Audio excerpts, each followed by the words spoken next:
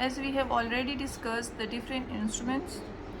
This is a Sims bivalve speculum. It has two blades with a connecting body.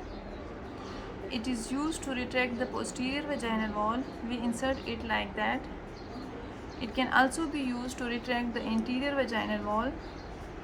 The only disadvantage of this instrument is that you need an assistant to hold this for you.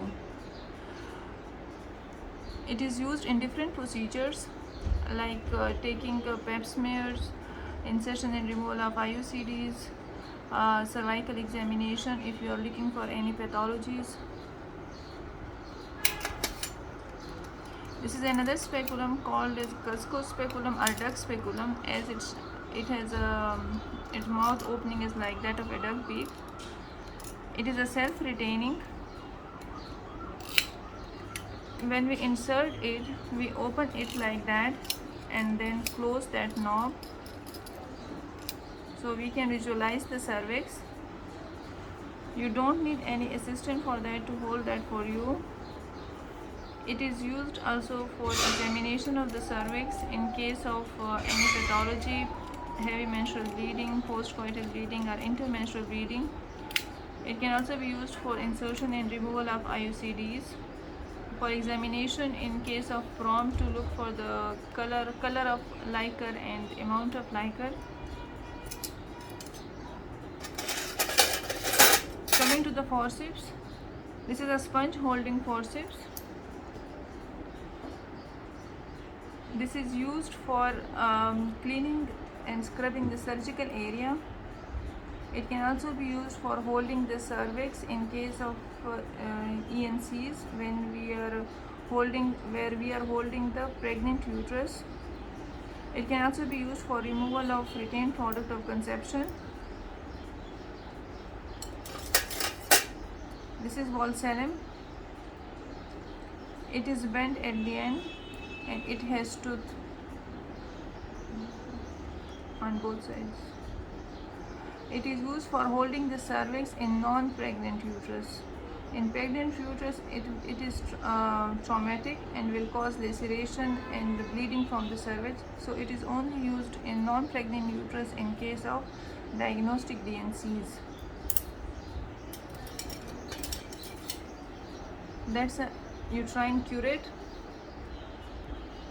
It is used for scraping of the endometrial cavity where we need tissue for histopathology, like in case of heavy menstrual bleeding, postcoital bleeding and intermenstrual bleeding.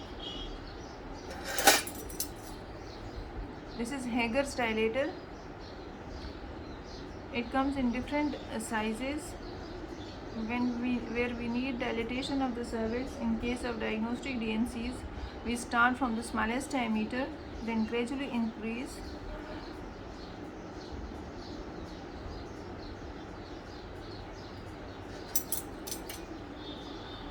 This is a uterine sound. It has a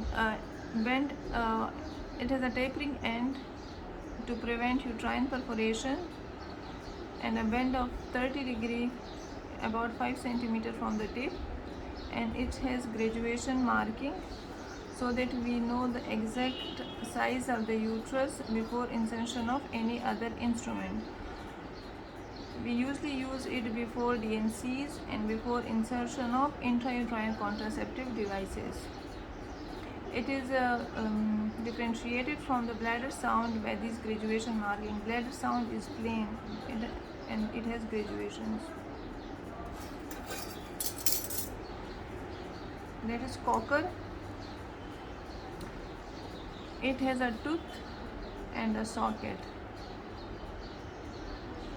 to prevent slippage of the tissue.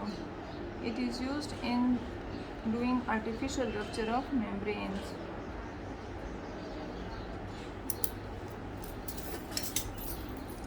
It is an episiotomy scissor. It is a blunt end and a sharp. The sharp end is kept at the outside and the blunt end the inner side to prevent any trauma to the fetus.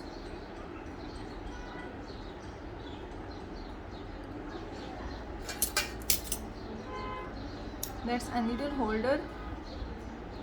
Needle holder is it has a small tip with a vertical groove.